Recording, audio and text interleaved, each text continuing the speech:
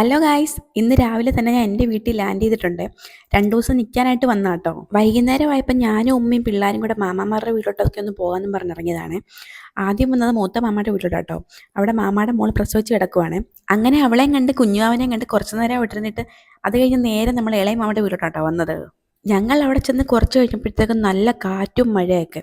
അതിൻ്റെ ഇടയ്ക്ക് പടക്കം പൊട്ടുന്ന സൗണ്ട് ആയിട്ട് ഓടി വന്ന് നോക്കിയപ്പോഴത്തേക്കും അടുത്തൊരു അമ്പലത്തിൽ ഉത്സവമാട്ടോ. അപ്പോൾ അതിൻ്റെ ആയിട്ട് ഈ പടക്കം പൊട്ടിക്കലൊക്കെ കുറച്ചധികം നേരം ഉണ്ടായിരുന്നേ.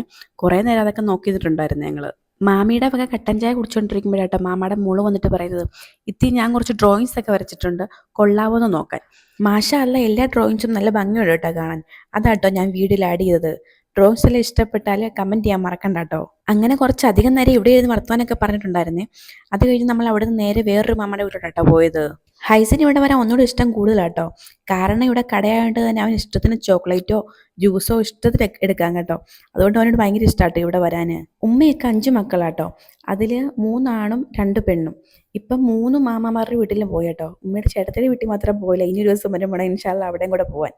അപ്പോൾ ഇവിടെ വന്നപ്പോഴത്തേക്ക് മാമി ഇതേ കടയിൽ നിന്ന് തക്കാളി മുറുക്കൊക്കെ എടുത്ത് തന്നിട്ടുണ്ടായിരുന്നു. ഹൈസിൻ്റെ ഫേവറേറ്റ് ഐറ്റം ഇതാന്ന് പറഞ്ഞുകൊണ്ട് ഈ വീഡിയോ ഇവിടെ കൊണ്ട് നിർത്തുന്നു. അപ്പോൾ വീഡിയോ ഇഷ്ടപ്പെട്ടാൽ ലൈക്ക് ചെയ്യാനും കമൻറ്റ് ചെയ്യാനും സബ്സ്ക്രൈബ് സപ്പോർട്ട് ചെയ്യാനും മറക്കണ്ട. അപ്പോൾ ബൈ ഗൈസ്.